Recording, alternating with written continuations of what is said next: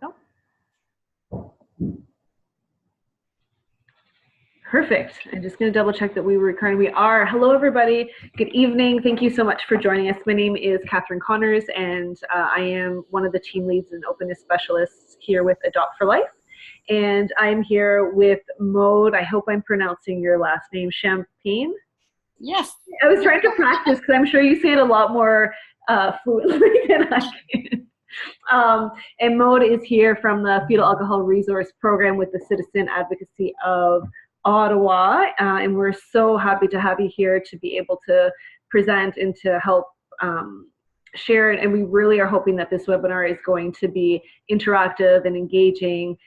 So please feel free to ask questions, provide comments. We really want this to be a dialogue so that we can learn together, and that we are able to really learn strategies of how to successfully parent our children with fetal alcohol.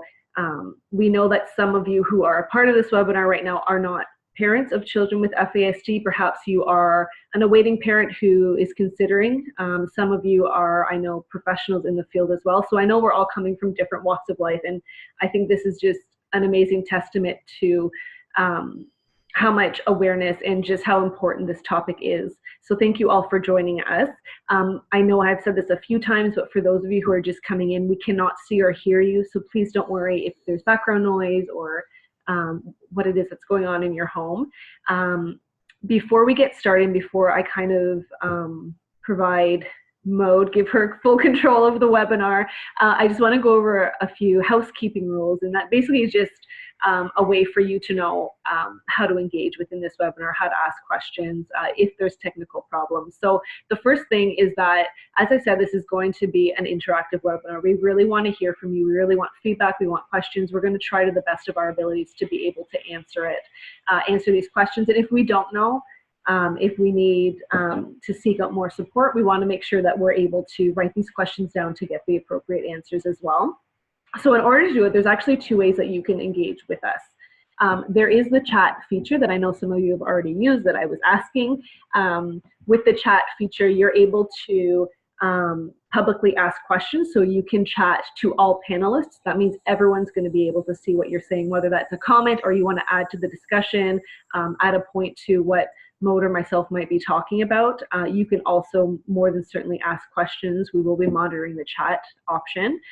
You can also pick a specific person to speak to, and just for this webinar specifically, if we can ask if you can just private message myself, because Maude's going to be in presentation mode, so we want to make sure that nothing is missed. So if you prefer to ask a question privately, please feel free. At the end, at the bottom, it says to, and you can pick someone's name. Please pick Kathryn Connors. I will get all of your messages privately. That is one way. The second way that we can ask questions is actually through the Q&A box. And again, you're able to ask those questions either anonymously or with your name, whatever you feel more comfortable with. Both of these channels are absolutely okay to use. One over the other, we're going to be monitoring them both. That being said, if there is any technical issues, if you cannot hear us, if we are talking too fast, which I tend to do often, if there is a lag in the internet, or you want us to repeat something, please feel free to use the raise hand button. And that is basically going to be a red flag for me to kind of jump in to try and address the issues. So if you're finding that there is a problem with the presentation, the slides, you can't see something, please feel free to raise your hand in that button. I'm going to try the best of my ability to try and fix, and we can address it. That being said, I think that is everything that I can think of. Again, please have your questions ready. If we have a topic that hasn't been covered and you have a question that you really want to ask, what we're trying to do is have a more formal presentation for the first hour-ish, maybe 45 minutes, depending on the discussions we get into. And then we're hoping to leave time at the end to ask questions. So if you go through the presentation and you do have a burning question that just wasn't addressed, please feel free to ask it at that point. And again, if we don't know the answers, we're going to be more than happy to help seek that with you. So that's our housekeeping that I like to go through. Before we get started, I just want to introduce a little bit about who I am so you know why I'm here. And who Adopt4Life is, because I know some of you might be new to Adopt4Life or might not be a part of who we are. And then I'm going to pass it over to Maude, who's going to explain maybe a little bit more about the FARP program and who she is, just so that you kind of get a bit of background about who we are, and then we can get into the presentation. So like I said, my name is Kathryn. I'm an adoptive mom of 3. So we adopted our older 2 children in 2013, and then our youngest joined our family in 2015. I am a mom of 2 children with confirmed FASD. We say FASD is a spectrum, and in my household that is absolutely true. Our children are very opposite in their needs and in their abilities. So my family is a true testament just to how wide the spectrum actually can be.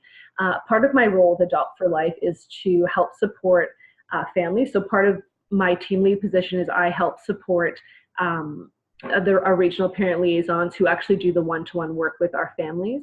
But I also am our openness specialist, which means that I'm helping to support families navigate openness and what that might look like for them, whether it's before being matched, during, after.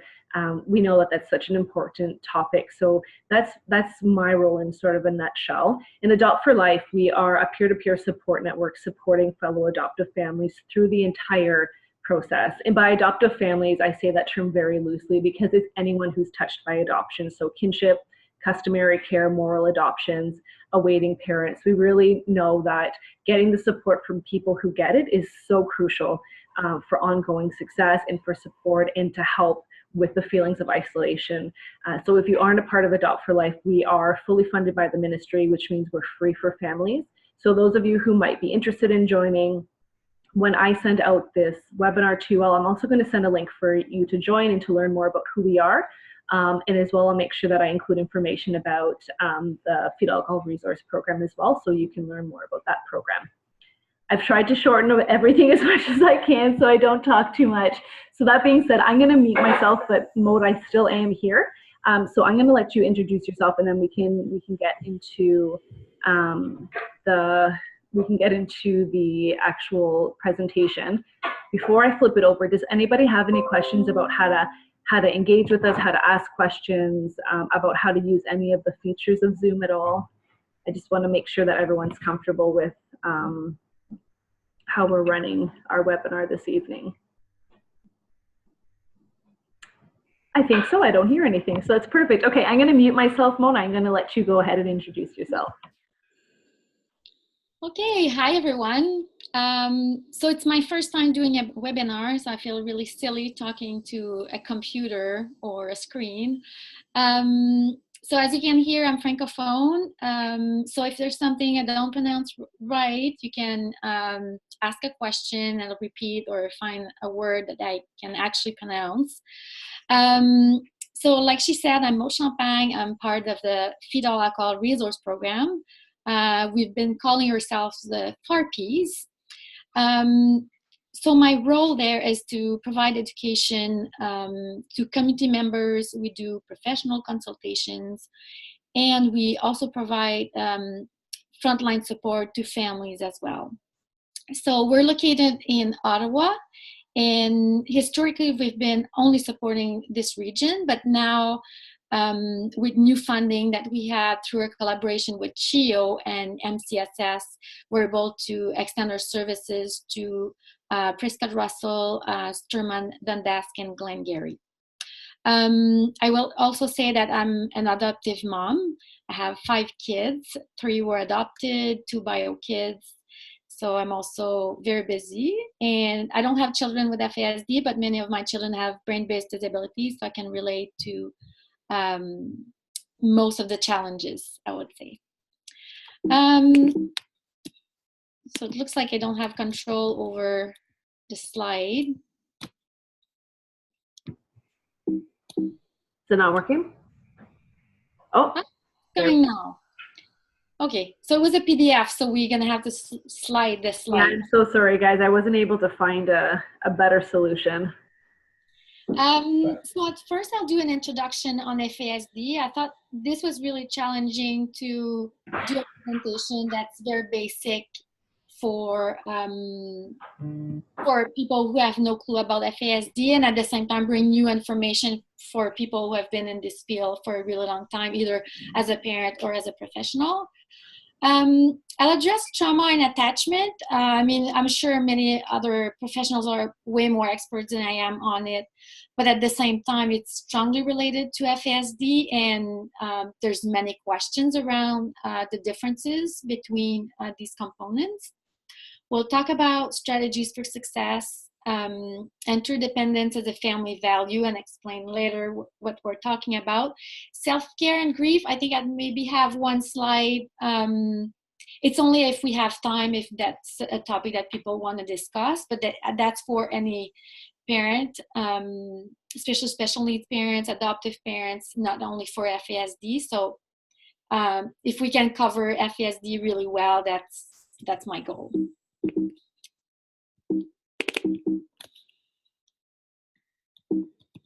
It's doing that again. Okay.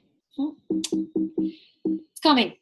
So this is a bit about our program. I've talked about it, but I think it's really inspiring to talk about how it was first started. So it started with a community member who gave a donation to citizen advocacy. It was just a few thousands. But what happened is our ED decided to call CHIO, it's our Children's Hospital of Eastern Ontario, Children's Aid and Kids Brain Health Network. They are a research organization, and ask for donation. And that's how the program was started, mostly with parents of children with FASD. So it started with a lot of committed parents. So I thought that was really inspiring to share. So these are still our partners, but we also have MCSS now. I will also say that through the new funding with MCSS, they initiated the FASD strategy in the province. So there's a website if you want to learn more about it, but all I want to say is they have hired 50 workers across the province. So I'm one of them in Ottawa, but there's more across the province. So if you're requiring the name of your worker, you can contact Kathryn. She'll have the list of all the workers across the province. I'm so sorry, I'm not too sure why it's giving us problems, so I'll try and do it on my end to see if it'll. Oh. Did I miss one? No. No. It's kind of doing it after. Okay. So presenter's dilemma, we usually start with this. So it's a struggle, right? Like we want to stay positive and hopeful about children with FASD, and also really respectful of their journey. At the same time, we can't avoid talking about their challenges. Raising children with FASD is extremely challenging. Sometimes I tell the parents I work with, you know, some people have a mountain to climb. That's the equivalent of raising a child. Raising a child with FASD is like climbing the Everest, right? You'll need a lot of support, you'll need some techniques, and you'll need breaks once in a while. You cannot do it alone. So while I say that, these are three individuals that we know. Isaiah, the one on the right, is from Ottawa. He's a young man with FASD, very inspiring. He shares his story quite often. Paul in the middle came to Ottawa to share his story. He was from Vancouver. He went through all sorts of abuse as a child, and as an adult was living in the streets. At a shelter, he met Brenda, who decided to take him under his wings, and he was diagnosed as an adult with FASD. And when he started understanding what was going on with his brain, and he had the support he needed, he was able to live almost independently with the support of Brenda and other individuals. But he's sober now. He has his apartment, he has a job, and he actually won an inspiration award last year at the conference. So you see, like there's a lot of hope, but at the same time we need to address the challenges. Do you want to, is it easier if you scroll it down? I think we might need to. I'm so sorry. I don't know why it's giving us. So many problems. Let me just control, and you can just let me know if that's okay. So what's FASD? So FASD means fetal alcohol spectrum disorder, and it's a medical diagnosis. So it has to be diagnosed by a doctor, a physician, not a psychologist. And the DSM, they have the prenatal exposure, but it's not the diagnosis of FASD. So you may still be hearing FAS, partial FAS, AR and B. So we don't use these terms anymore. All we use is FASD with facial features or without facial features. And I'll explain what they are later. So really what FASD is, it's a neurodevelopmental disability. What we're going to see are some disruptive behaviors in most cases, mental health issues, physical complication, lots of learning challenges. So I won't explain all the diagnosis. You can go to the next slide in details, but I still want to explain how they do it. So the new guidelines came out in 2015. So in order to have a diagnosis of FASD, you need to score severe in at least 3 of the neurodevelopmental domain. We rarely see only 3, to be honest. Now we have more data, and it's around 5, 6, or even 7 in most cases. So as you can see, like language, that means you need a speech and language assessment. When you're seeing motor skills, you need an occupational therapist assessment. And the rest is usually assessed by a psychologist. So you need to have usually these 3 evaluation to go for an FASD diagnosis. Some regions are really lucky and they have a multi-diagnostic team. We don't have one here in Ottawa, unfortunately, hopefully at some point. And so to have that, it's not enough. You also have, you need to have a confirmation of alcohol exposure. It can be a witness. For example, the grandmother can say, I've seen her drinking.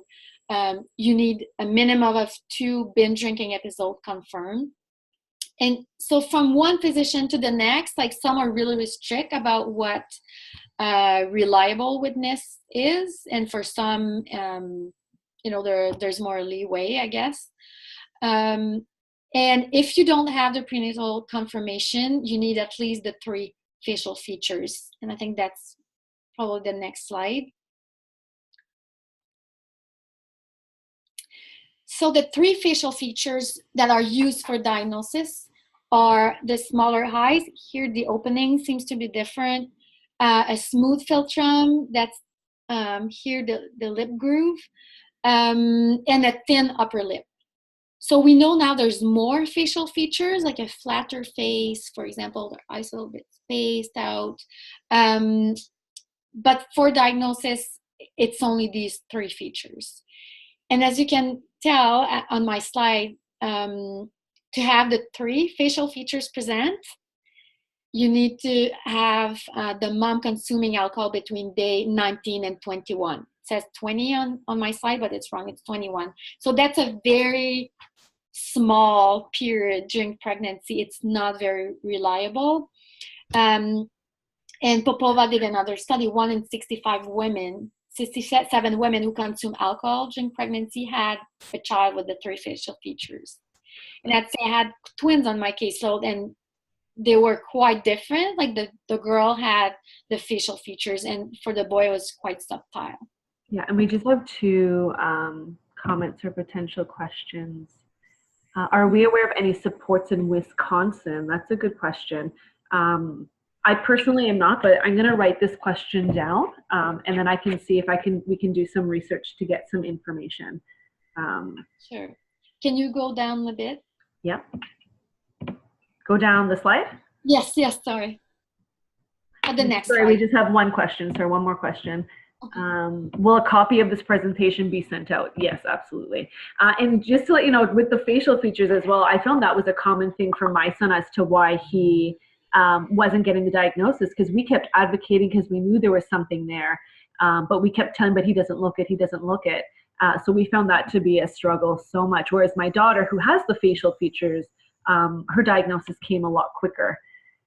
So question is, the support, like if the person has a visible disability, she'll probably get more support than if she has an invisible disability. It's quite a protective factor.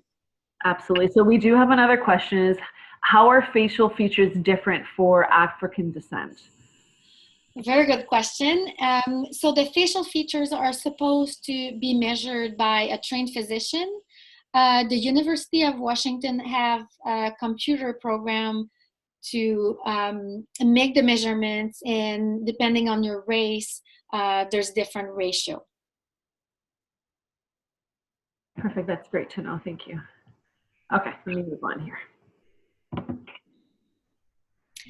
So here, why we usually say FASD is invisible, it's simply because only 10% of the FASD population has the facial features. So it's not reliable about the severity of the disability as well. Like someone may have the facial features and be less affected or higher functioning than someone else who doesn't have the facial features. It's just not a good predictor. I guess you can go on the next slide. So Prevalence Study, we're quite lucky in Canada. We have amazing researchers. We are actually one of the countries that has the most research in the world. Popova has done a lot of study. You'll see it through my presentation. This year, she published her prevalence study, and so that's 2 to 4% of the general population.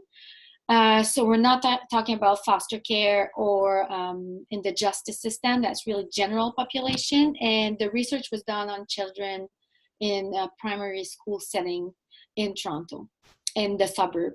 And those are really, I'd say, conservative numbers. They think it's probably closer to 5% because moms had to consent to say, yes, I was consuming alcohol. And some decided to withdraw themselves from the study, even though their children were scoring severe and more than 10 neurodevelopmental domain. So I also get asked quite often about foster care. There's different numbers, different studies that have been made. So the number we usually use is 17%. That used to be more of a global number. So it's quite high. In carceral populations, around 27 in some places. So I guess you can. So stigma, we really can't talk about FASD without talking about stigma. And it's really affecting not just the individual, but the whole family. So there's a lot of impact from it. And I think that's one of the reasons why we don't have a lot of support, why we don't have diagnostic teams in certain places. Part of it is the blame that is put on the birth mom, right? Like there's just someone to blame when, if you're talking about Down syndrome, for example, they're not going to blame anyone, right? So it's almost like society goes, okay, well, not our fault, so we won't take care of it, right?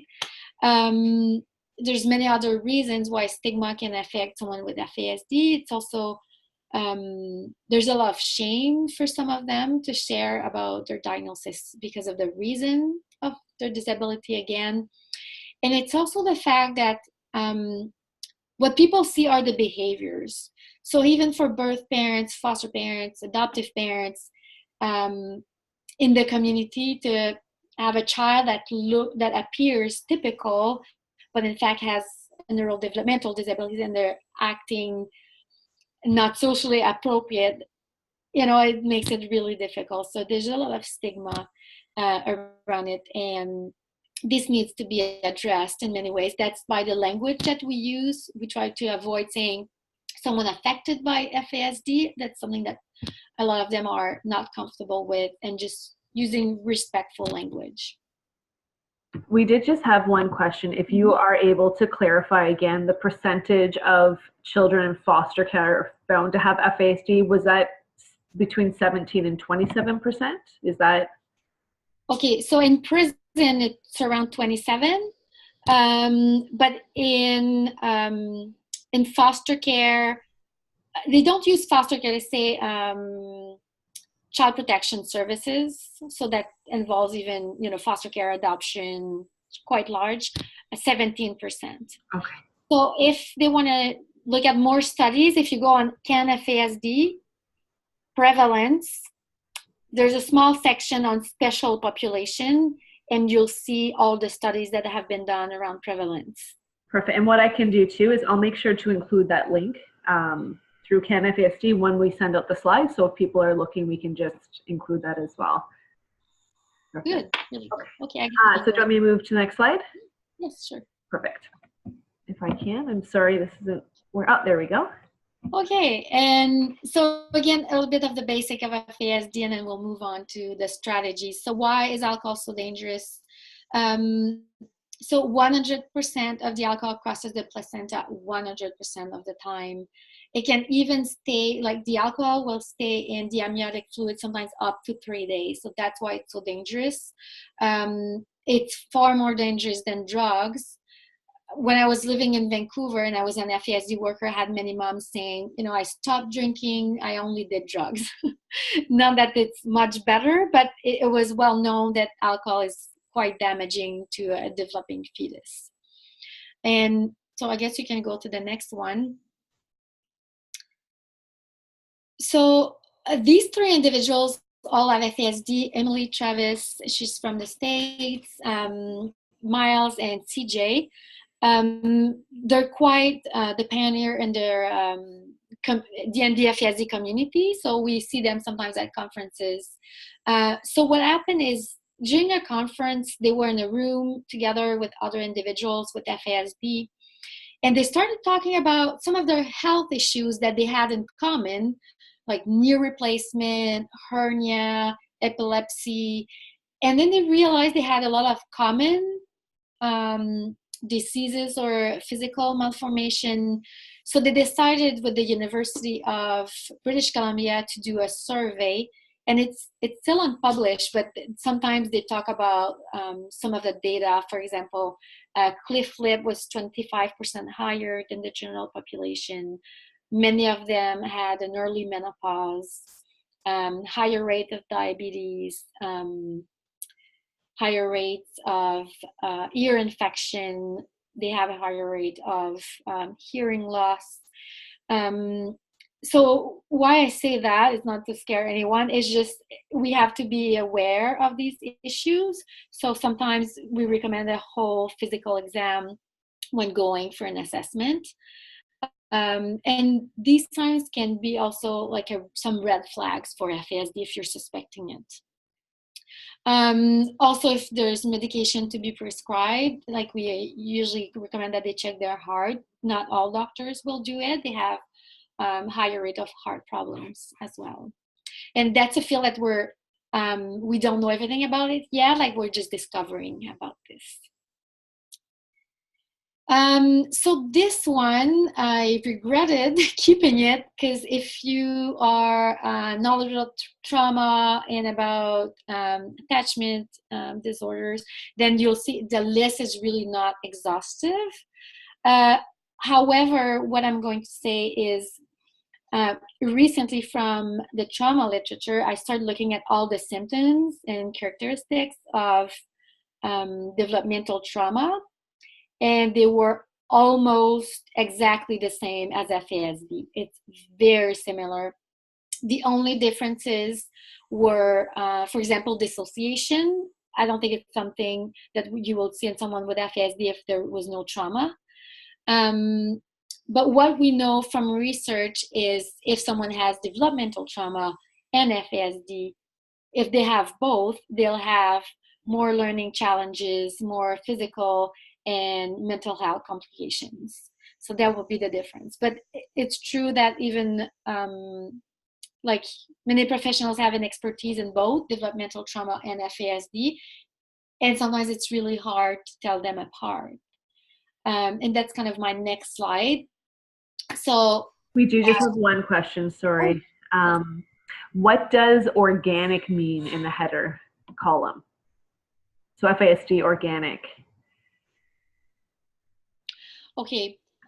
So I didn't make that, and I've never noticed, so it's nice to know. So the cause, so let's say you go trauma and poverty, it's caused by the environment, right? If you're going bipolar, RAD, depression, ODD, it's a mood disorder. It's related to mood. ODD is, as many of you know, it's like not everyone is on board with it. And then FASD, ADHD are organic causes.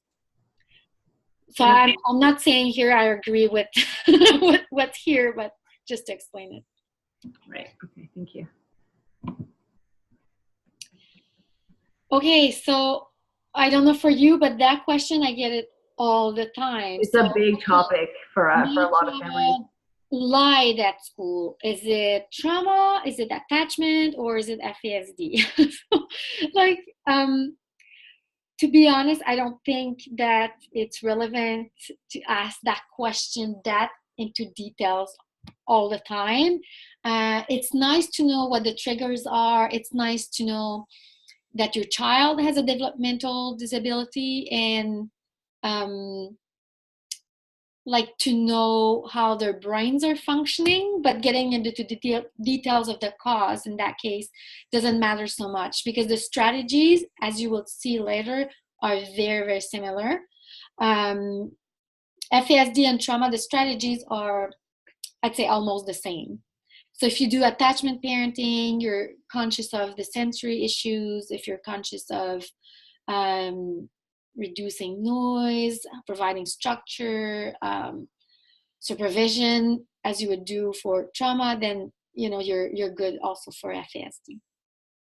I think you have a question. Oh no, that was a question from before. Sorry, we're good. I'm surprised we don't get more questions about this. It's a lot of information. I know I'm learning a lot, so I think people are sucking it in. That being said, everybody, if you do have questions, please feel free to post them either in the chat or in the Q&A section. So again, like I said before, what we know from research is, yes, someone may have FASD, and so their brains are different, but their ability to learn, if they have trauma on top of it, or vice versa, right? If they have developmental trauma and FASD, then it will really complicate the way they will learn.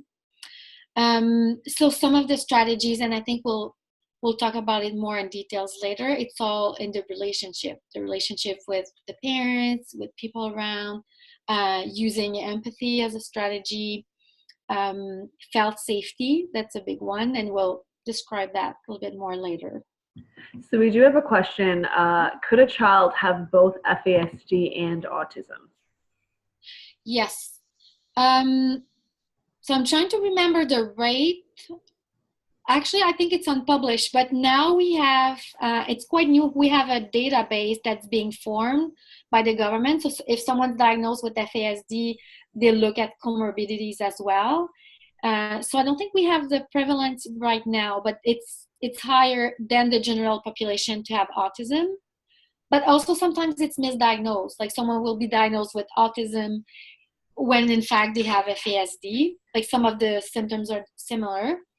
And we also know of physicians that told the parents, well, do you want autism? You'll get more support, and it's less stigmatized. But in fact, the strategies are quite different. So that, to us, that's not, it's really not a good idea. Yeah, and I know with my son, he first got an ADHD diagnosis, and then they were looking at a higher functioning autism. And at that point, we were able to get the confirmation of drinking, and it completely flipped how they were testing it and what they were looking for. So you find that they got like the alphabet soup, right? Like children, they sometimes go get all these different diagnoses until they actually hone in. And sometimes they're so interlocking that it's hard to tell, because there are children who have higher functioning autism who have similarities of children with FASD. We have a couple more questions that I'm going to ask. So someone is asking, so did you, just to clarify, say that children with FASD who do not have developmental trauma would not likely have dissociation? Yes. So dissociation from the literature, confabulation wouldn't be a primary characteristic of FASD, but if they have trauma as anyone else, they could have dissociation. Absolutely. And the other question is just in respect to wanting to know more to the answer of, is it trauma or is it FASD? Their understanding is that labels are helpful for getting support, even though labels have some disadvantages. Is that correct? I can answer from a parent perspective, if that's okay. We struggle, especially in school for my son, because my son, he appears to be higher functioning, but has a lot of executive processing needs, a lot of sensory needs, and he was deemed as a behavioral child and as a non-thriving child. When we were actually able to get a formal FASD diagnosis, although there is absolutely still a struggle, because we were able to identify and label, like you had said, we were actually able to reach out to get the support. So we were able to get funding, and how they approach them at school, get the IEP. We found that it has been more helpful in my experience, but I'm going to let Maude answer as the professional as well. So we really try to go with the family. Some families are not very open in sharing the diagnosis with the school for several reasons, usually all related to stigma, and it's fine. I found it's the same with trauma. Like, we don't want to share our kid's story. At the same time, we want them to understand why they'd be triggered by some things. I think it helps to reduce the stigma to be blunt about it and say that this is coming from FASD. That's usually what we recommend, but at the same time, we respect people's journey. But I think it's helpful for the school to understand. Absolutely, and getting access to those other resources and therapies, and get the support. That's at least been my experience. Exactly.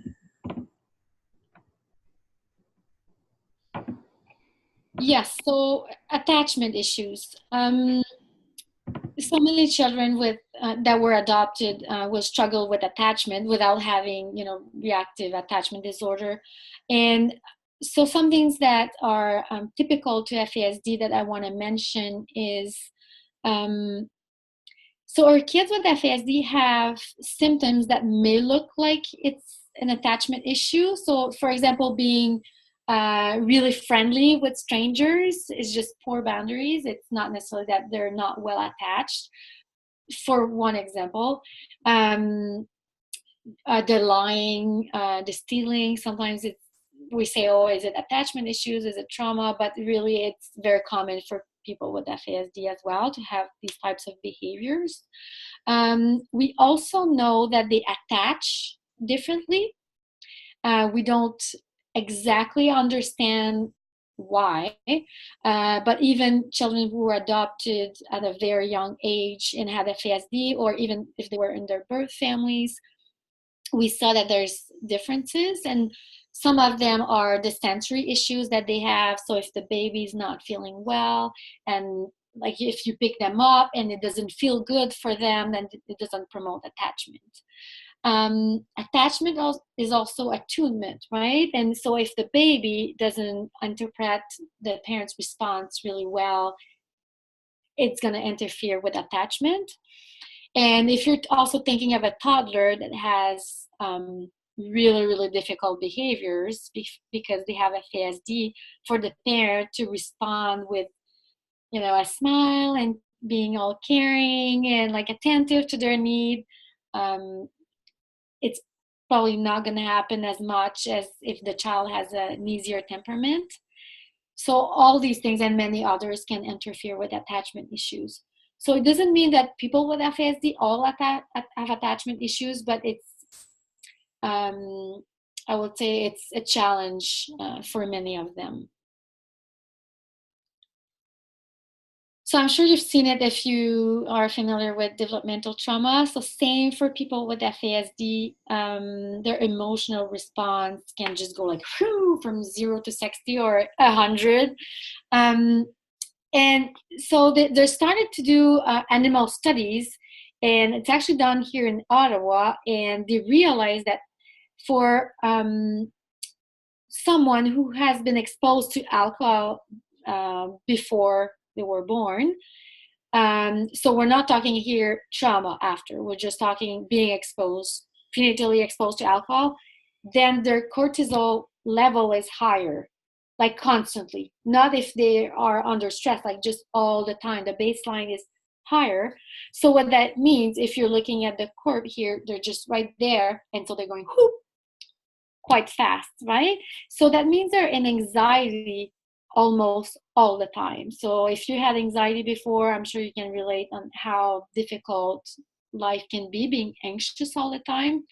And so way back, and I think people still say that the mental health issues of people with FASD, like the anxiety and the depression and anger, etc., is coming from a poor response to the environment and the brain-based disability. So some of it is true, but now we know it's a primary characteristic of FASD as well.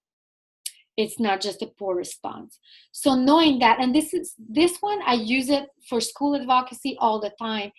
It seems like people really respond to it. Like when you're seeing it, that, the person's anxious all the time and they need, to be co-regulated to go down, and they will need more time as well.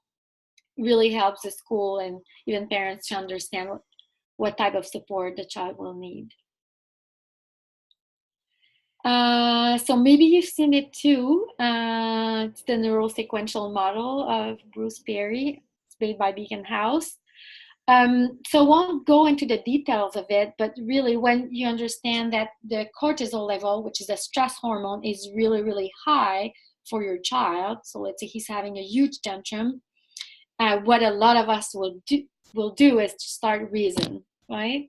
And I had a conversation today with a dad, and so we're brainstorming about what he can say to his son when his son says, you're setting boundaries, you think I'm stupid. And dad would say, I don't think you're stupid, I think you've got needs, and well, right? But really the child's upset. So you'd start with empathy. You really want to help the child regulate his emotion. So saying, making them feel better by saying, no, I don't think so, is not helpful. So we're going to go, I'm so sorry. You think that I think you're stupid. That must be really hard for you. So just doing that empathy until they can calm down, and then building that connection. So then later we can reason. So if we go back to our line here, going down for someone with FASD will take more time. So you will probably have to spend more time co-regulating and relating. And reasoning shouldn't be too much time, because they're just going to lose you anyway. Like their attention span is shorter, so you want to keep it short. One thing I recommend as well is to develop a script that works for you and your child. So if they're not really good with language, it can be as short as, I'm here to keep you safe, I'm your parent, I love you, like keeping it really, really simple. Instead of like explaining and try to reason, it's not usually helpful. And having the same script all the time, if you repeat it, that's how it's going to become their self-talk, right?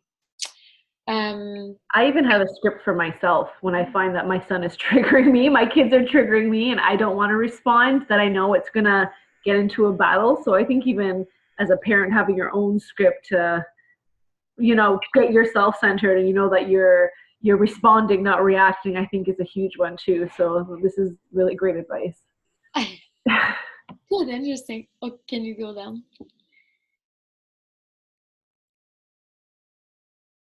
Oh, yes. Okay. I never know what's coming, right? I don't have it with me. Okay. So safety first. So that's like, so for some families, things are quite stable. It's going well. But for families that are in crisis, what I say, it's always safety first. Your physical safety, the physical safety of your child, and the emotional safety.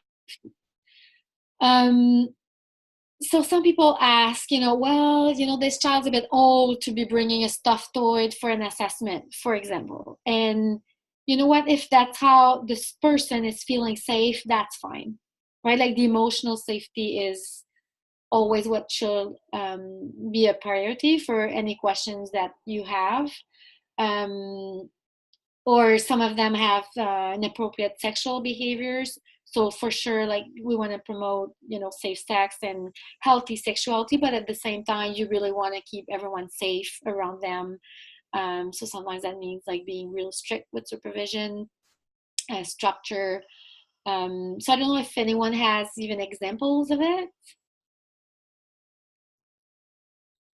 I know that for with our kids, like you're talking about the sexual inappropriate behavior, just even learning what is socially appropriate and not. So for us, we do a lot of like the bathing suit. We have conversations about the bathing suit. So anywhere that a bathing suit goes, that's private, and that's why we respect other people, but you also respect ourselves. So sometimes we find ourselves like reminding ourselves, and there's been times where they actually get dressed in bathing suits so they can physically remind themselves of that, because we want to make sure that because everyone has different learning styles. So for our kids, the visual and actually living it has really been helpful. So that's how we've been using it at home. I don't know if anyone else has any other examples. I know too as well in our household, the iPad, using the tablets are big, and I know it's a huge battle for so many families, and I will admit I am that person who lets their child bring their iPad to the doctor waiting room, and it helps regulate our kids, and I'm fine with that because their anxiety levels of waiting for the appointment usually goes through the roof. So we tend to use that because that's their sort of go-to, because they can kind of zone in. Right. Yeah. Really good. Thank you. You can go on the next slide. Okay, so before I talk about all the challenges, I usually like talking about the strengths. And I think when some people are in crisis, they say it really goes unnoticed. And people are like, well, we need to deal with a crisis now. Yes, we have to. But if we're building on strengths, there's more chances that things are going to go well. So, kids with FASD, yes, they have challenges, but they have so many skills to give, right? And it's finding what they're good at and make sure we find some activities in which they're thriving. Like one of the issues that we've been seeing increasingly is they have such negative self-talk. Like they get in trouble, it's hard to learn. It's always very negative. So if at least they have one or two environments in which they thrive, it's really helpful. And just generally speaking, people who have disabilities are usually being helped. And who likes being helped? I'm a social worker. I like helping everyone, right? Like asking for help is just never really fun. So imagine if your whole life you're surrounded by people who help you. That's not really good for self-esteem, right? So finding ways for them to have valued social roles. So if your child is in grade 4 and is developmentally younger, maybe they can go help in the kindergarten class, for example. And there's so many ways for them to be involved, that it can be taking care of animals and just taking care of another living can be really good to them. Some are more artistic. I had one on my case, so she was an actress. She was really, really good, really funny. So it's really finding ways to promote their strengths. I guess we can move to the next one. So this maturity is one of the first things that they usually discuss with parents. So this one, I don't think we can see everything on the screen at the bottom. So this person, if you're seeing here, chronologically, this person's 18. But really their expressive language is more around 20 years old. Many people with FASD, they have cocktail chatter. That's how we call it. They just talk and talk and talk. It doesn't mean that much, but they use really nice words. So you're like, wow, okay, they really understand. They're really smart. And I'm not saying hear that they're not smart, but they can be lower cognitively than how they're presenting. So you're thinking this person may be 18, but really have the maturity, the emotional maturity of a 6-year-old, and the social skills of a 7-year-old, living skills of 11. And usually they're required at 18 to start thinking of their career and moving out. And what's unfortunate in Ontario is many of our kids don't have access to DSO, because the cutoff is the IQ of 70, and many of them are between 70 and 80, so they don't meet the requirements. And many of them will require services for a while. Do you mind just expanding a little bit on DSO in case some families don't? Yes, so it's Disability Services Ontario. So that's the organization that controls who gets the funding and who doesn't, to make it really brief. So yes, so yeah, and a lot of, I don't think I know of many individuals living with FASD who qualify, like you said, because their IQ isn't. So it's unfortunate. It's a battle for a lot of families. Yes. So this one I forgot to change it. This one's in French, and sorry. So when I said that this is some work that I do with the parents. So for example, if their child is 13, we try to look in the different domains where their child is at. So that gives you a better idea of what you should expect. And like we were told by many professionals at school saying, well, you just want me to lower my expectations. And it's not lowering your expectations. It's adjusting to where they are developmentally, not chronologically. So if you're thinking, okay, my child is 10, but really emotionally and the social skills are more around 6, it's okay to find friends around the same age. And if they have behaviors that a 6-year-old would do, it's fine too, right?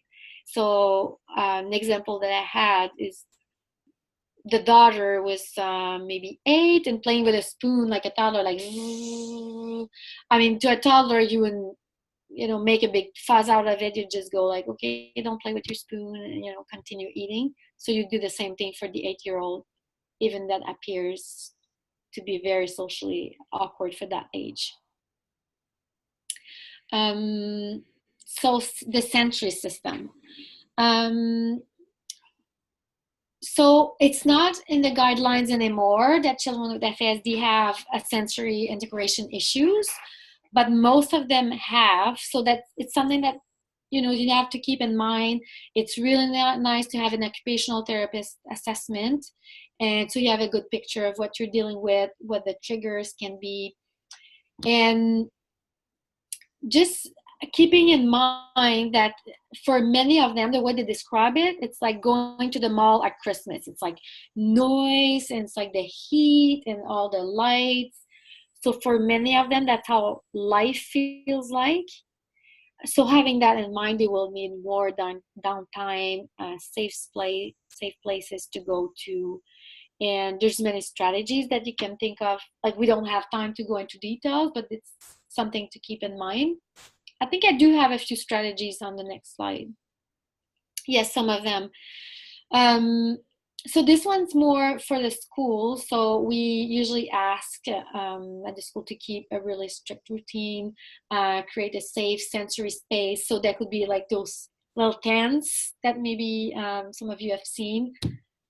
We had recommended a small tent, like a safe space for a school, and someone did put a disco ball in it. We're like, no, you missed the point here. So it's really having a calm down space.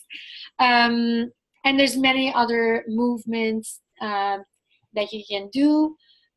So one example too is trying to do it positively. It seems like some schools say, well, we don't want them to be standing all the time, and we don't want them to abuse it, for example, that they will need a movement break. So we try to find ways, for example, having a sign or a card. They have 3 cards for movement breaks, stuff like that they can use. So addiction. I think you have a question. Yep, just popped up. Does giving a warning of what to expect help? So for example, going to the store and telling them that it could be loud. Right. Okay. Transition.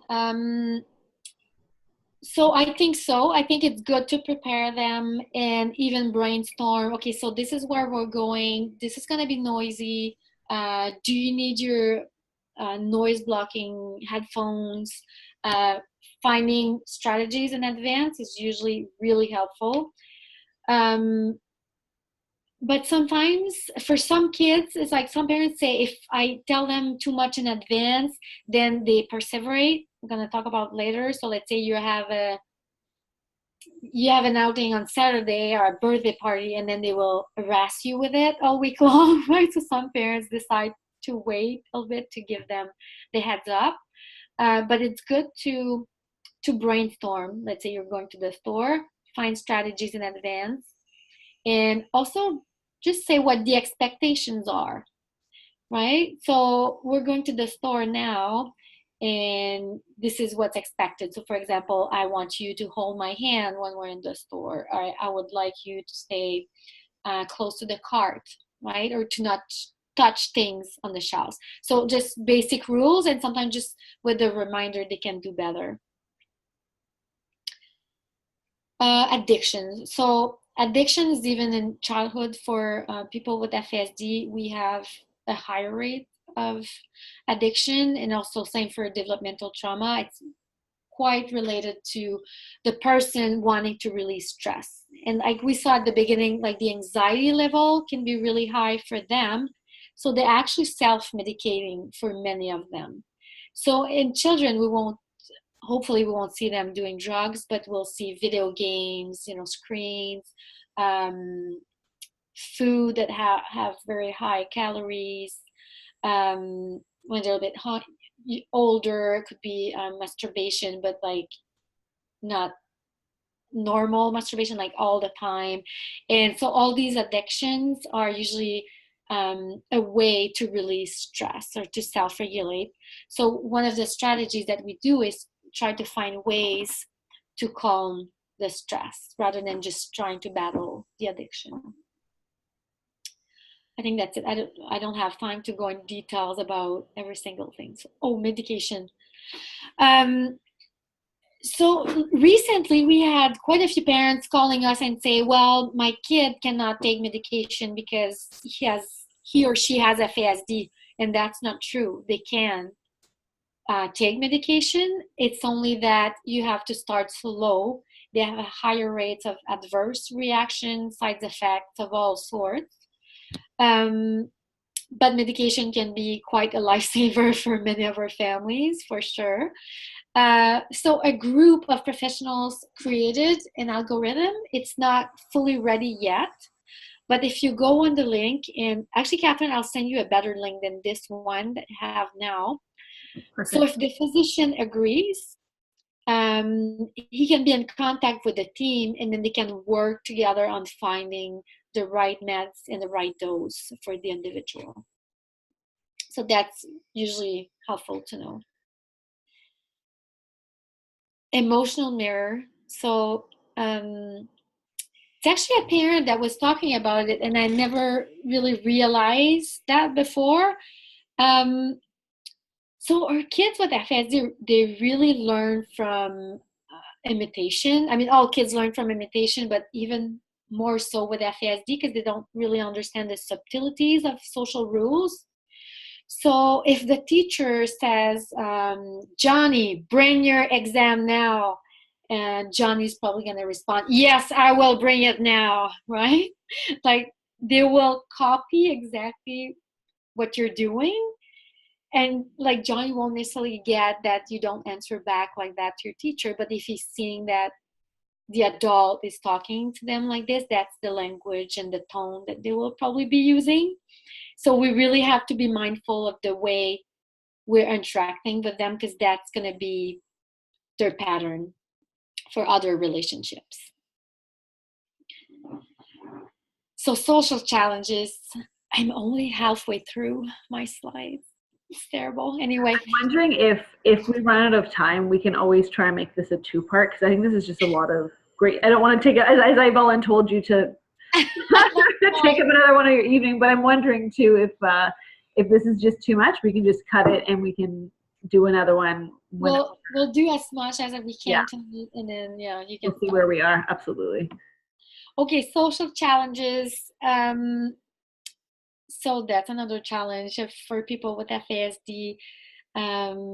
They're usually social butterflies, like they know everyone, they're chatty, but it's keeping the friendship together. That's quite a challenge. So they will need support in keeping those friendships, having social groups. For the kids who are maybe higher in the spectrum, sometimes having a buddy, a peer to show how to interact with others. There's quite a few programs that are evidence-based to teach them social skills that I will send to you, Kathryn, and you can share.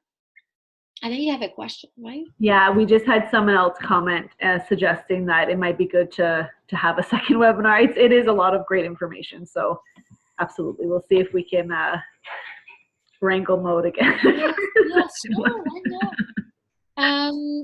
So what else about social challenges? It's really important to keep the supervision. Some people pose up as friends, but really they're predators to our kids.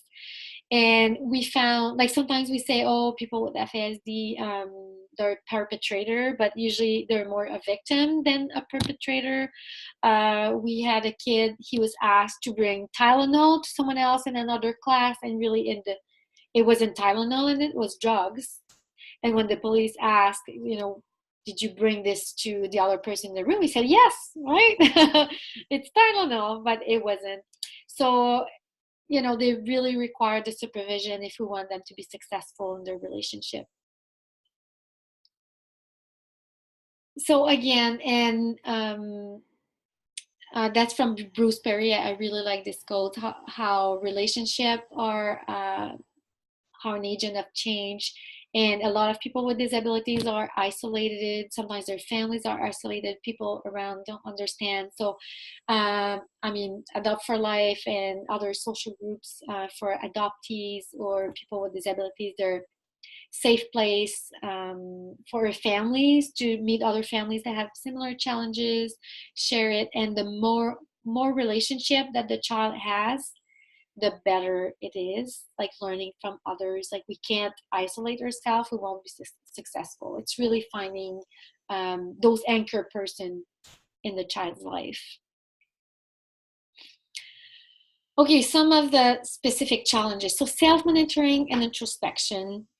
That's a really big challenge for many of them. Like it seems like they're really good at pointing out the rules, right? Like, oh, you did that, it's so wrong, or, my neighbor did that.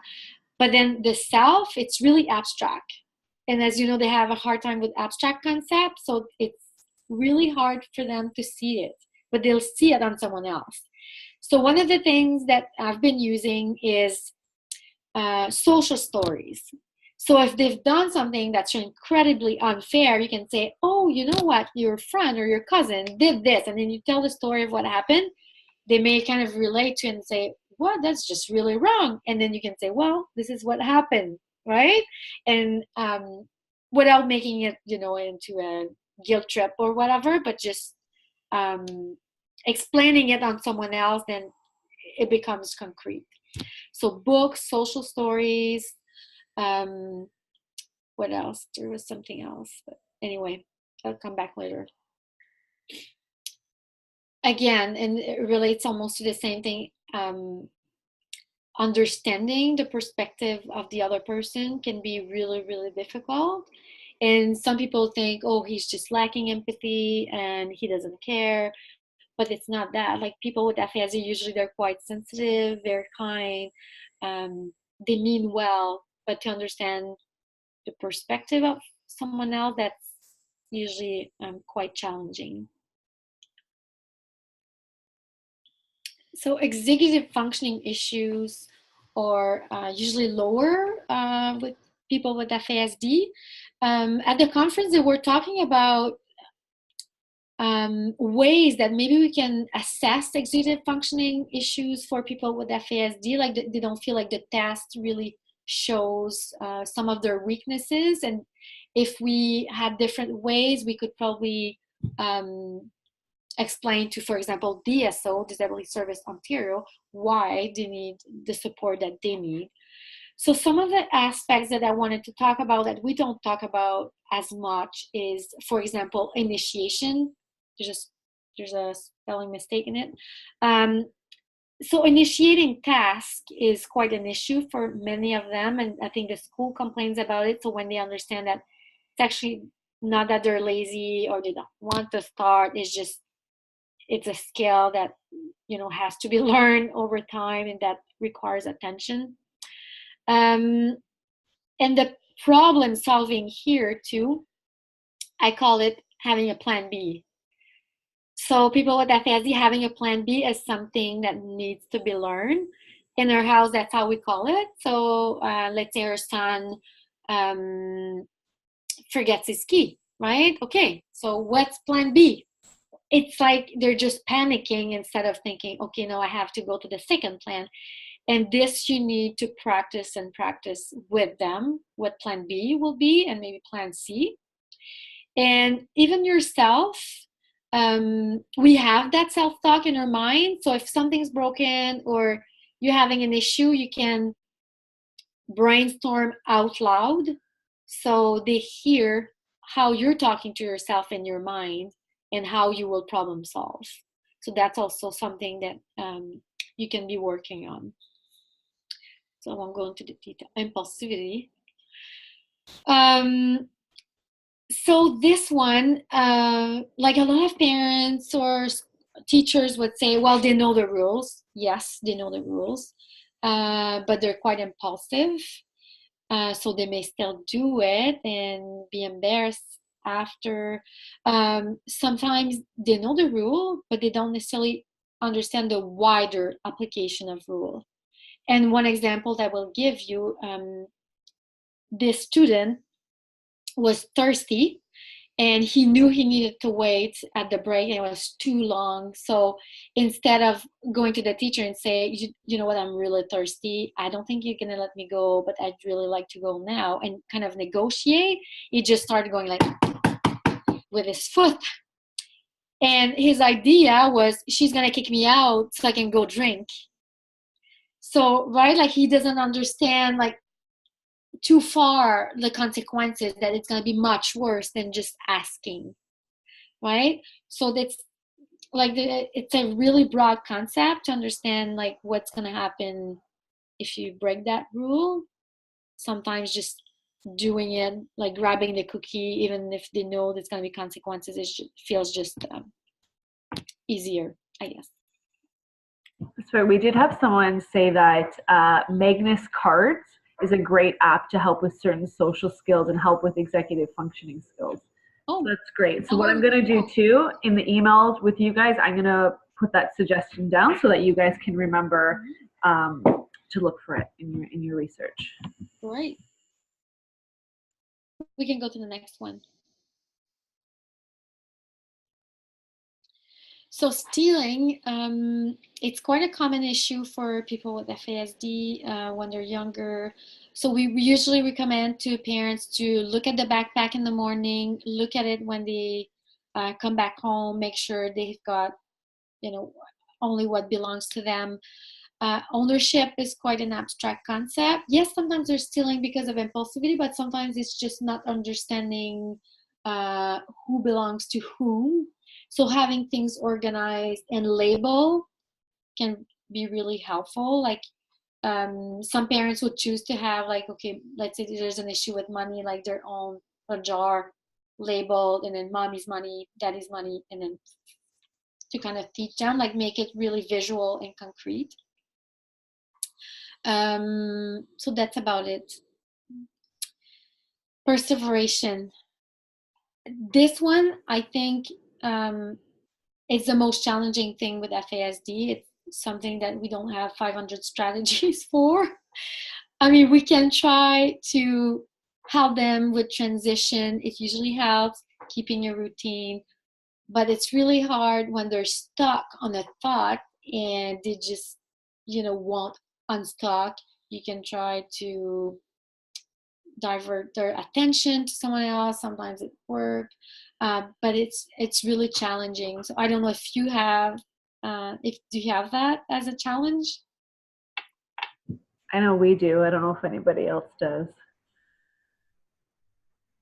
It's definitely something, and especially when you talked about like telling your kids ahead of time of something like a birthday party, that there's no other moving beyond the birthday party in our house. So we have to be very strategic in how far advanced we tell, because we don't want to surprise our kids, but we also need to keep our sanity intact.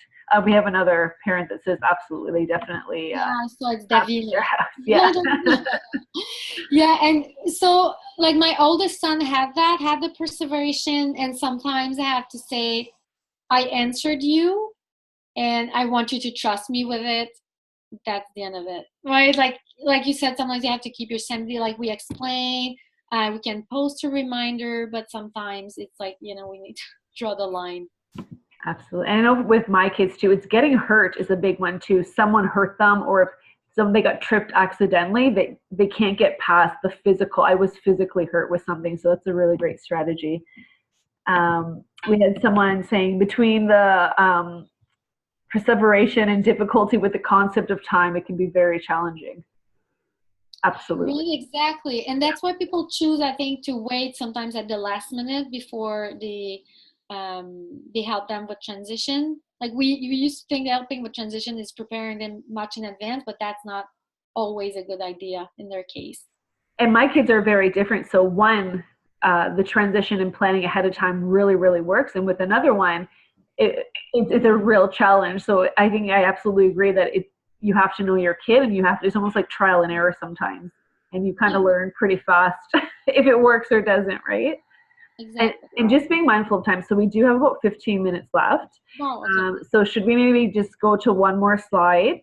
I don't want to miss any of this information, but if we can kind of go to one more slide just to give people time to answer some questions if they do have some. And then we can have a conversation about how we can make sure that the rest of this information is shared with everybody, if that's okay. And if everyone else who's watching is okay with that. So I'll move on to are you good to move on to the next one? Yeah, sure. Okay. Oh, we just have one more comment. Oh, someone else says absolutely. They also agree with, they have it at their house. I used the stuck on a thought yesterday for screening. So we also have it. I have been calling it a broken record repeat. So echolalia, according to the evaluator. Yeah. That's huge in my house. Yeah. And especially if it's a word that they shouldn't be saying, or it's a phrase that might not be socially appropriate, or of course that's the one that they get stuck on, right? Exactly. Yeah. So let me just switch slides here. There we go. Oh, it can't be my last slide. Oh, anyway. We can make it the second last, maybe. So, and that's a good visual. Janet, someone on her team that used to be on her team, made that, and that's such a good visual of how their brain is organized, right? And they have what we call the flow-through memory. So it seems like one day they know something, let's say they know how to boil the water, and the next day they won't know how to do it. And we're kind of puzzled, what? They knew this information, or they knew how to do this. But the reason is, on the picture, it's the way they organize information. If they're in their memory, they're not necessarily able to go back and retrieve the information. So really to sustain change, because change is possible, even if someone has an injured brain, like the key is really repetition, and practicing. And like I said, having some scripts, and over time, you will sustain change. Okay, maybe we'll have time for one more, maybe. Yeah, let's see. Do you want to see? Is this one okay to? Yes. Well, sorry, guys. I know they're all so important. Sorry. Yeah, and again, that's a unique feature of FASD. So now we know that developmental trauma also have memory issues, lots of them. But I think what's really particular with FASD is like it's written here, they learn one concept one day and they lose it the next. And there's something that we think they know and it's just gone one day. They also do a lot of confabulation. So confabulation is when they take a lot of information and they make a different story. So sometimes we do think that they're lying, but in fact they're confabulating. And it's quite challenging, especially if an incident happened at the school and we ask them the next day, they may not remember properly what happened, even the same day, and they may not interpret the situation the same way.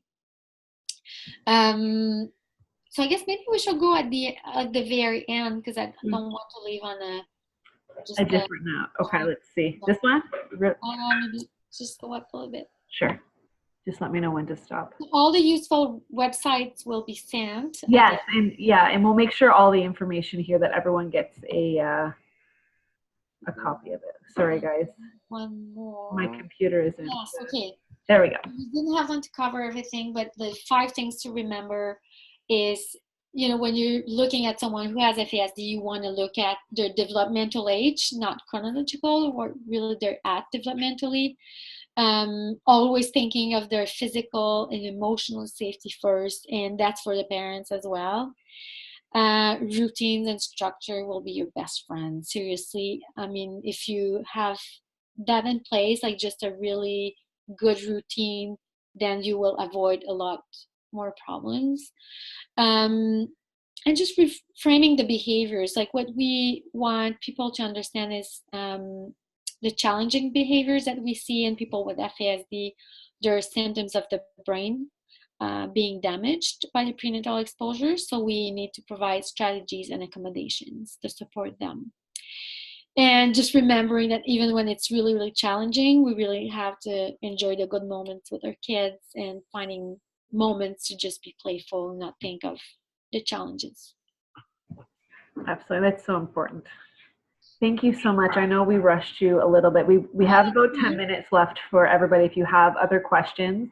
I know there's a lot of content that wasn't covered that is in the presentation. So Maude and I, we can have a conversation about how we can get that information out, whether that's a second webinar or giving them specific slides or more information. So if you are watching this, please know that we know that this information is very important. So we want to make sure that you get this as well as the resources. So we will make sure that we all get it.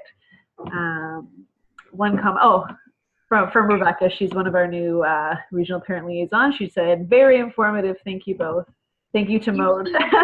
You're nonstop talking for, I was going to say you're nonstop talking for. Yeah, we did cover school. Anyway. We'll get there. Those are the big things. So we'll make sure we get there and that the information is shared. So if anyone does have any questions before we wrap up, please feel free. Someone suggested they're very new to this and they found the webinar very helpful. This is great feedback for all of us to hear as well. So any questions on something more specific? Yes, please feel free. We can wait a couple minutes. Sometimes people want to mull over. We have 10 minutes, so if you guys want to think of anything. And it's so interesting because even someone who is ingrained in the field and a parent, I still found that I still learned a lot, and it just shows how much new information is coming out, and the research it's so important to get this information out there. So someone said, I would love a second seminar. Me too. I'm slowly trying to nudge Maude in that way. So, so don't worry. One thing too. So what an informative, amazing seminar. Oh, thank you so much. I feel like there's so much more that I can learn from Maude. Me too. It was very helpful. And I don't know very much about FASD at this point in the journey. Oh, they are Adopt ready. Not much, but it wasn't covered in Pride. So this is great information to know. And someone asked, can you please expand on what you mean by disassociation? So just to try and get more information about that because I think there's a lot of information that you can Google. So if you're able to describe it a little bit more to help it be a bit more clear. Okay, so remember at the beginning we talked about dissociation being seen for children who have been through trauma and not FASD. So I'm not an expert on dissociation, but it's really a way for your brain to go to another state of consciousness to protect yourself. So some people who have been, really traumatized, they dissociate. So some people, like I've seen videos when I was trained in attachment, and they're just not there. Like you call out their names and they're not responding. So that's dissociation. My son does that. It's basically a full shutdown, and there's no response. There's no emotion. It's whoop, not there. Yeah, yeah, exactly. Absolutely. So we do have two other. How long does it usually take for a child to be diagnosed? Well, so it depends on the system, where you're at. Like, so if you have a multi-diagnostic team in your region, it could be maybe 6 months. But for us here in Ottawa, getting all the assessments done can take more than a year. I know in Peel region where I live, we were told the wait list, if your child's under 6, which my children were at the time, the wait list was 2 years to get in to even be seen. Thankfully, we were put on a cancellation list. And so my son, when he went through these, we did the OT, the PT, the psychological, we saw the medical, we did the whole assessment. It was done within a 2-week time frame. And so from being on the wait list for a few months to the assessment, which was 2 weeks, and then the week after, so by the 3rd week, we actually had a formal diagnosis. And with my daughter, who was over 6 at the time, it was a lot shorter. So, but I see families talking about, like, we had to advocate for years to actually get to be put into the FASD program to actually be assessed too. So I think that has to take into consideration that sometimes you get those misdiagnoses, and you have to kind of advocate a little bit more. I wish it was a bit more streamlined in that it was the same process for each region, but I'm finding as well that each region is just so different.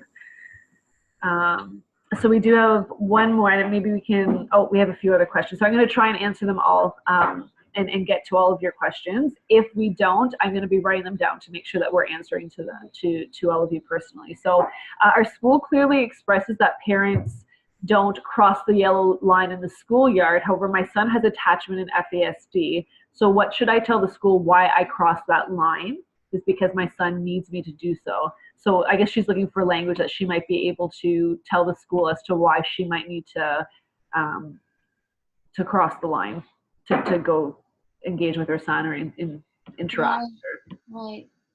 So it's really having this relationship with the school, and usually it helps to have a professional coming. I'm a parent too, and this advocacy is what I do for a living, and sometimes have to bring another professional in to talk to the school. And once they understand about trauma, they're usually more inclined to say yes to these things, but that's not all schools are that flexible.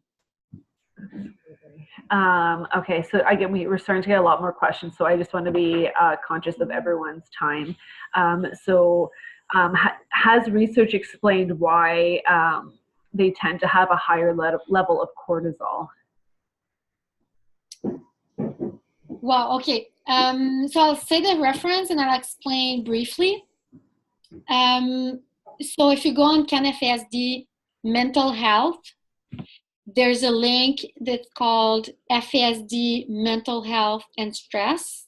I also made a short summary that I could send you, Kathryn, that explains it. So the HPA pathway in our body is how we control the cortisol, like the stress hormones. And it seems like the pathway is disorganized. So that's why they have more cortisol. But that's not the only thing. Like it can affect like dopamine and like all the hormones that is controlling your moods.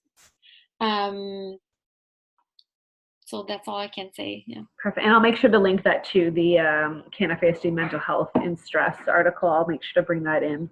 And three of the questions, surprisingly, or I guess not surprisingly, are actually very similar questions. So at what age, is there a minimum age, or at what age can people be diagnosed? And can FASD be diagnosed at any age, and what the minimum age is? Okay. So we usually advocate for an early diagnosis because that's one of the main protective factors. The second protective factor is a stable and nurturing home. So to go back to diagnosis, you do need a psychological, a psychoed assessment. So that means your child needs to be old enough. So under 5, usually psychologists think they're too young, even, you're not sure if they're gonna catch up with their language or if they're with their motor skills. But it's still worth going for an assessment, let's say an OT assessment in speech and language, and get therapy started as quickly as possible. So sometimes what they will say, let's say we know there was prenatal exposure confirmed, maybe they have the facial features, maybe they don't. This is when they can give the at-risk category in the guidelines. That means you need to follow up with that child and see if they're over time, they're still displaying the challenges in the 10 neurodevelopmental domains. So sometimes it takes years, but usually, like I've seen kids, so for example, twins on my case, so they were babies and they knew mom was drinking. It was really, really obvious. So they were not diagnosed right away, but as soon as they were old enough to do all the tests, they had the official confirmation. Okay, and just one more comment as well before we wrap up. So, oh, sorry, one more popped in. Okay, guys. So we'll answer these two. I'm sorry, I know there's a lot of questions. I want to make sure we answer them all.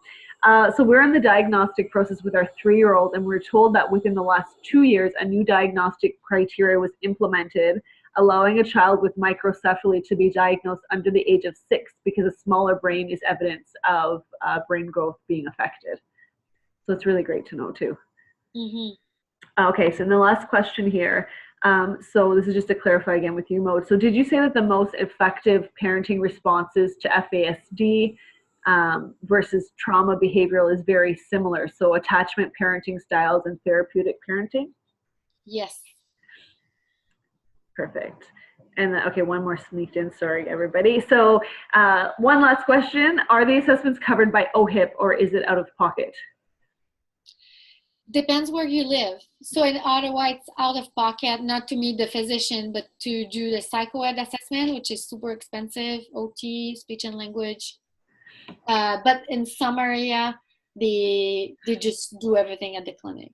I think that's probably what your experience was. Yeah, ours was covered. But again, the wait lists were 2+ years, but going privately was an option as well, so depending on what your benefits were. We do have more questions coming in. I do apologize, everybody. I am copying them just so that you know, and so I'm going to be messaging you guys, and I'll send the questions to Maude as well so that everyone can get their questions answered. There was a question about adulthood and sort of what to expect, but I think that can be another webinar in itself because it's a big topic. So whoever, Jennifer and Randy, you did ask that. I'm going to make sure to copy that question so that we can have that answered for you. So at this point, I am going to wrap it up. Thank you, everybody, so much. Maude, you are absolutely amazing. You're a wealth of knowledge, and I know I learned so much, so I can imagine that everybody else who was able to attend did. And so we'll be touching base, everybody, to make sure that the information gets out to you so that you have all the resources that we talked about as well. So I'm going to stop sharing so you'll just see big pictures of our faces coming up. There we go. Perfect. So again, thank you guys so much. And we really appreciate you taking your evening to come and talk to all of us to help us in our learning. And we really look forward to continuing this and continuing to learn, and the work you do is just so instrumental for so many of us. So we really appreciate it. To everybody else, thank you guys so much for coming, for spending your evening with us. We really appreciate it, and we'll definitely be in touch in a few days with a follow-up email with all of the resources that we talked about, okay? So thank you guys so much. Have a great evening. Okay, bye. Bye.